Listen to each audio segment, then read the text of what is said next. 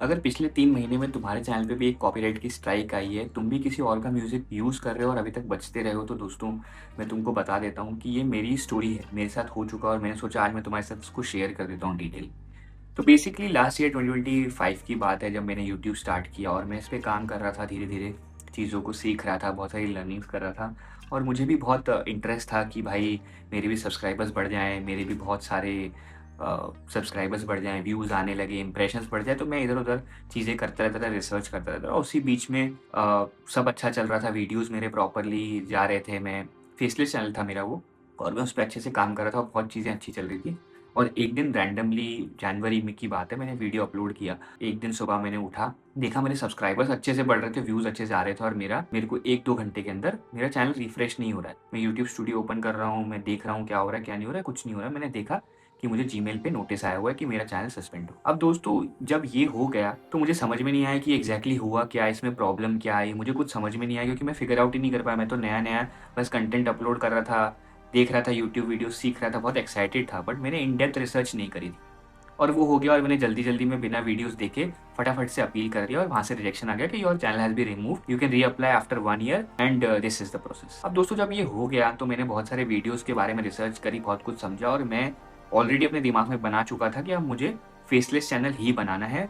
तो मैंने वापस से फेसलेस चैनल की तैयारी करी, कंटेंट बिल्ड करने लगा, सब कुछ हुआ। बट जब मैं चैनल लॉन्च करने जा रहा था, तो मैंने बहुत इम्पोर्टेंट चीज़ें सीखी और बहुत समझने की कोशिश करी, कुछ लोगों से गाइड भी ली। मैंने कुछ कोर्सेज़ भी खरीदे हुए हैं जिनसे मैंने सीखा और बहुत कुछ समझा। तो उस चीज़ के बारे में आपको डिटेल में बताऊँगा कि दोस्तों अगर आप एक का चैनल आप में ये सब हो चुका है, आपका कॉपीराइट आ चुका है, आपका कोई पुराना चैनल टर्मिनेट हो गया है या कुछ-कुछ हो गया है, तो आपको आगे क्या करना है? अगर आप एक नया चैनल बनाने का सोच रहे हैं, तो आपको किस चीज़ पे फ़ोकस करना है और क्या एक्टिविटीज़ नहीं करनी। दोस्तों यही है आज की वीडियो का मेन सब्जेक्ट और मेन जो फ़ोकस है वो यही। अगर आप यहाँ तक पहुँच चुके हो तो मैं आपको बोलूँगा कि अगर आप इस चैनल पर नए आए हो, तो चैनल को सब्सक्राइब कर लो, बेल आइकन को भी दबा दो जिससे मुझे भी सपोर्ट मिलते रहे, मोटिवेशन मिलते रहे। बिकॉज़ मेरा भी ये तीसरा चैनल है जिसमें मैं काम कर रहा हूँ। तो मैं आप लोग के साथ सारी लर्निंग शेयर करना चाहता हूँ जिससे आप भी सीखें और ग्रो करें। तो चलिए वीडियो को शुरू करते हैं और मैं आपको डिटेल में समझाता हूँ कि सर्कमवेंशन पॉलिसी क्या होती है और इसमें आपको क्या-क्या नहीं करना। तो बेसिकली अगर आपका कुछ साल पहले, कुछ महीने पहले कोई पुराना चैनल है जो टर्मिनेट हो गया है या सस्पेंड हो गया है या उस पे कॉपीराइट आया था और अब डीमोनेटाइज़ हो गया कोई भी तरीके से, तो वो चैनल आपका खराब हो चुका है। ये आपको बहुत इंपॉर्टेंट समझने की ज़रूरत है कि वो चैनल आपका खराब हो चुका है। अब आप उस चैनल से क्या-क्या नहीं कर सकते? दोस्तों अगर आप उस चैनल को यूज़ करेंगे या उससे रिलेटेड कोई चैनल बनाएँगे, कोई भी चीज़ बनाएँगे, तो इसको यूट्यूब एज़ अ सर्कमवेंशन मानता है। सबसे इम्पोर्टेंट चीज़ है कि दोस्तों यूट्यूब एक डिजिटल प्लेटफ़ॉर्म है, तो ऑब्वियसली इनकी डिजिटल स्प्रेडनेस जो डिजिटल एक्टिविटीज़ हैं, इनका जो फ़ोकस है एल्गोरिथम है, वो बहुत एक्टिव है, बहुत ज़्यादा हाइली ट्रेन्ड है, हर चीज़ को डिटेक्ट करता है, आपके डिजिटल फुटप्रिंट्स हर चीज़ को समझता है बिकॉज़ ऑब्वियसली एक चीज़ जो फ़ोकस में आती है वो है आपका आईपी एड्रेस। तो दोस्तों अगर ये सब चीज़ें आपके साथ पुराने चैनल में हुई हैं या आपके पुराने चैनल बहुत साल पहले भी हुई हैं, तो ये डेटा ऑब्वियसली यूट्यूब के पास है।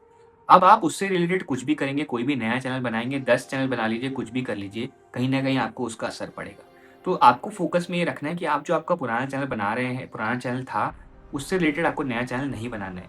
ना आपको उसका सेम नाम रखना है, ना सेम ईमेल आईडी रखनी है, कोई भी चीज़ें रिलेटेड नहीं होनी चाहिए। वही मैं आपको आगे वीडियो में बताऊँगा। अगर आप यहाँ तक पहुँच चुके हो तो वीडियो को लास्ट तक देखना जिससे आपको डिटेल में समझ में आए कि आपसे कुछ भी मिस नहीं हुआ है। बिकॉज़ दोस्तों ये इम्पोर्टेंट चीज़ है, अगर आपके चैनल पे कॉपीराइट आ गया है या चैनल आपका डीमोनेटाइज़ हो गया तो आपको समझना है और वही चीज़ मैं आपको वीडियो के एंड में बताऊँगा कि आपको क्या करना है उससे बचने के लिए। तो ये सर्कमवेंशन पॉलिसी है कि ये ऐसे काम करती है क्योंकि ये इम्पोर्टेंट है जानना सबसे पहले कि अगर आप बाकी की वीडियो देखना चाहते हैं। अब दोस्तों कुछ चीज़ें जो रीज़न्स हैं जिसकी वजह से आपको सर्कमवेंशन पॉलिसी होती है या आपका चैनल डिमोनेटाइज़ होता है। तो दोस्तों सबसे इम्पोर्टेंट चीज़ है कि कॉपीराइट, अगर आपको 3 महीने में 3 बार कॉपीराइट आ चुका है या 90 डेज़ के अंदर 3 बार कॉपीराइट आया तो आपका चैनल डिमोनेटाइज़ हो जाएगा या सस्पेंड हो जाएगा। कॉपीराइट का सबसे बड़ा रीज़न है कि आप किसी और का कंटेंट यूज़ कर रहे हैं, आप कोई भी म्यूज़िक ले रहे हैं जो ऑलरेडी किसी लेबल के अंडर में कोई और उससे पैसा कमा रहा है। कॉपीराइट के भी बहुत सारे अलग-अलग चीज़ें होती हैं, कॉपीराइट क्लेम होता है, कॉपीराइट स्ट्राइक होता है जिसके ऊपर मैंने एक डिटेल में वीडियो बनाया तो आप वो जाके देख सकते हैं। मेरे चैनल पर ही वो वीडियो है, समझ सकते हैं कि दोनों के बीच में क्या डिफ़रेंस होता है। दूसरा चीज़ है कि आपका ये रीज़न जो सर्कमवेंशन पॉलिसी है आपके करंट चैनल पे लगेगी, वो तब लगेगी दोस्तों कि आप कोई भी एक्टिविटी अपने पुराने चैनल से रिलेटेड कर रहे हैं। एग्ज़ाम्पल, आपका पुराना चैनल अगर टेक का था, आपने सेम नाम का नया चैनल बना लिया, तो आपको सर्कमवेंशन पॉलिसी मिलेगी। आप सेम कंटेंट को नए चैनल पे अपलोड कर रहे हैं, थोड़ी एडिटिंग वगैरह कर ली, आपने सोचा काम चल जाएगा, उस वो भी एक सबसे बड़ा रीज़न है। आपने सेम ईमेल आईडी यूज़ कर ली। मानिए कि आपने एक न्यू जीमेल आईडी बना ली जिससे आपने न्यू चैनल बनाया, पर बैकअप के लिए या आपने सेम गूगल एडसेंस यूज़ कर लिया, कुछ भी कर लिया, पुराने चैनल जो टर्मिनेट हुआ था उससे रिलेटेड वाली कोई भी एक्टिविटी नए चैनल पे करी। इवन तो आपने अगर डिवाइस भी सेम यूज़ कर दिया, तो हो सकता है कि आपका नया चैनल सर्कमवेंशन पॉलिसी की वजह से डिमोनेटाइज़ हो जाए या टर्मिनेट हो जाए। तो ये कुछ चीज़ों का आपको ध्यान रखना है। सबसे इम्पोर्टेंट कि पुराने चैनल से रिलेटेड कुछ भी यूज़ नहीं करना है, ना same logo, banner, email ID, content, bio, कोई भी चीज़ें आपको नई पुराने चैनल की कुछ भी यूज़ नहीं कर रही है नए चैनल में। आपका इंस्टाग्राम वगैरह का नाम वगैरह बदल के फेसबुक वगैरह का कुछ भी यूज़ नहीं करना है। एक पूरी नई आइडेंटिटी बनानी है अगर आपको सेफ रहना है। वरना आप 10 बनाओ, 50 चैनल बनाओ, वो सब के सब इस पॉलिसी के अंडर आएँगे, रिलेटेड चैनल में आ जाएँगे और आपको उसका हार्म होगा। अब इससे बचना कैसे है, मैं आपको उसका तरीका बता देता हूँ। दोस्तों, जब अगर आपका कोई भी पुराना चैनल है जो डीमोनेटाइज़ हो गया है, तो आप उसको भूल जाइए। वो आपका डीमोनेटाइज़ेशन से वापस आने का बहुत लेंदी प्रोसेस होता है, जिसके लिए मैं एक दूसरा वीडियो बनाऊँगा डिटेल में कि कैसे आपको डीमोनेटाइज़ेशन से बाहर निकलना है, बट ऐसा बहुत रेयरेस्ट केस में होता है। तो अगर वो हो गया है, तो आप अपने चैनल को भूल जाइए, आप अपने पुराने चैनल को भूल जाइए, उसके कंटेंट को, उसकी जो भी चीज़ें थी, उस पे मेहनत जो आपने की है, आपको उसको भूलना पड़ेगा। बिकॉज़ यही पॉलिसी है, यही चीज़ है, जिससे बच के आप अपना नया चैनल बचा सकते हैं और न्यू अर्निंग या न्यू लाइफ़ चालू कर सकते हैं। दोस्तों, सबसे इम्पोर्टेंट चीज़ यही है कि ये चीज़ इसलिए निकाली है यूट्यूब ने कि लोग बहुत सारी गलत एक्टिविटी करते हैं। लोग क्लिकबेट लगाते हैं, मतलब थंबनेल में कुछ और दिखा रहे हैं, वीडियो में कुछ और दिखा रहे हैं, किसी और के थंबनेल यूज़ कर रहे हैं, सब्सक्राइबर्स एक्टिविटीज़ यूज़ कर रहे हैं, थर्ड पार्टी ऐप्स पे जाके वॉच आवर्स, लाइक्स बढ़ा रहे हैं, बॉट में कमेंट खरीद रहे हैं। ये सब चीज़ें होती हैं जिसकी वजह से लोग चैनल ग्रो तो कर लेते हैं और यूट्यूब से अर्निंग भी चालू कर लेते हैं, बट ये तो जेन्युइन नहीं है ना। जो लोग मेहनत कर रहे हैं उनको कोई फ़ायदा मिल ही नहीं रहा है। तो ये सारी चीज़ें हैं जिसकी वजह से टर्मिनेशन आता है, तो आपको ये सब चीज़ें पहली बात तो करनी ही नहीं, और जब नया चैनल बना रहे हो तो आपको पूरा कंटेंट ओरिजिनल रखना है। पुराने चैनल का कुछ भी यूज़ नहीं करना है, सबसे इम्पोर्टेंट। तो आप फ़ोन नया रखिए, ईमेल आईडी नई रखिए, गूगल एडसेंस नया बनाइए, इंस्टाग्राम, फेसबुक या जो भी अदर वेबसाइट वगैरह है, बायो, लोगो-वोगो सब कुछ नया रखिए। हाँ, आप वो डिवाइस को यूज़ कर सकते हैं एडिटिंग वगैरह करने के लिए, पर उस डिवाइस से आपको ये डिवाइस का लॉगिन भी नहीं करना है, आपको पोस्टिंग भी इसी डिवाइस से करनी है। सब कुछ नए डिवाइस से, नए आईपी एड्रेस से, बिकॉज़ अगर आपका आईपी एड्रेस वापस ट्रैक हो गया तो आपको प्रॉब्लम। अब दोस्तों, इसमें अगर आपको सर्कमवेंशन पॉलिसी आ भी गई है पुराने चैनल की वजह से, तो मैं आपको बताता हूँ कि उसका प्रोसेस क्या फ़ॉलो करना है। तो दोस्तों, जब आपको सर्कमवेंशन पॉलिसी आएगी या सर्कमवेंशन पॉलिसी का ईमेल आएगा यूट्यूब की तरफ से, तो ईमेल को आपको डिटेल में पढ़ना है।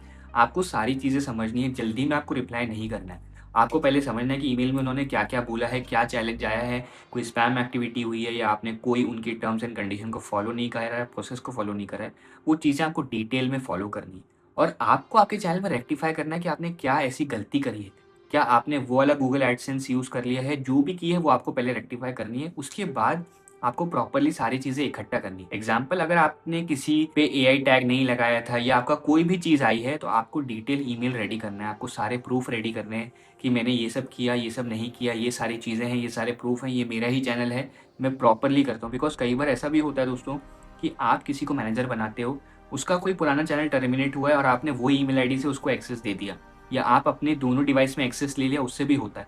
तो आपको यूट्यूब को प्रॉपर्ली बताना है कि भाई, पुराने चैनल में ये सब सीन हुआ था, इसकी वजह से वो टर्मिनेट हुआ है, बट मैंने नए चैनल में ये सब एक्टिविटी नहीं करी है, मैं जेन्युइन कंटेंट बनाता हूँ, मेरा एडिटिंग टूल ये है, वो सब वीडियो, स्क्रीनशॉट वगैरह आपको टोटल डिटेल में डालने पड़े। तो ये पूरा अपील का प्रोसेस है जिसको फॉलो करना है और फिर आप अपील सबमिट करिए और आपको रिजल्ट मिले। बट मैं आपको यही सजेस्ट करूँगा दोस्तों, अगर आपको सर्कमवेंशन पॉलिसी से बचना है, तो सबसे पहले तो आप अपना कंटेंट जेन्युइन रखिए, पुराने चैनल का कुछ भी यूज़ मत करिए। और अगर आज तक आपके चैनल पे सर्कमवेंशन पॉलिसी नहीं आई है या आपका चैनल फ्रेश चल रहा है, कॉपीराइट वगैरह नहीं आया है, तो दोस्तों अपना कंटेंट ओरिजिनल रखिए, मेहनत करते रहिए। ये थर्ड पार्टी ऐप्स, बॉट्स से कमेंट्स वगैरह ये सब चीज़ों पे फोकस मत करिए। ये सब्सक्राइबर फॉर सब्सक्राइबर इधर-उधर लिंक शेयर मत करिए। प्रॉपर्ली अपने चैनल को बनाइए, उस पे प्रॉपर सेटिंग्स करिए, अच्छे से मेहनत करिए, कंटेंट बनाते रहिए। दोस्तों, 6 से 7 महीने लगते हैं एक अच्छा यूट्यूब चैनल खड़ा करने में। मैं भी वही कर रहा हूँ, मेरे 100 वीडियोज़ हो चुके हैं, मेहनत कर रहा हूँ। अगर दोस्तों आपको कोई भी डाउट है तो आप जाके कमेंट में लिख दीजिए, मैं आपकी हेल्प कर दूँगा, आपको डिटेल में प्रोसेस समझा दूँगा। अगर वीडियो अच्छा लगा है तो वीडियो को लाइक कर देना, चैनल को सब्सक्राइब कर दीजिए, अगर नए आए हैं तो बेल आइकन भी दबा दीजिए जिससे आपको नोटिफिकेशन आते रहें। तो मिलते हैं नेक्स्ट वीडियो में, तब तक के लिए keep watching SS technical lab.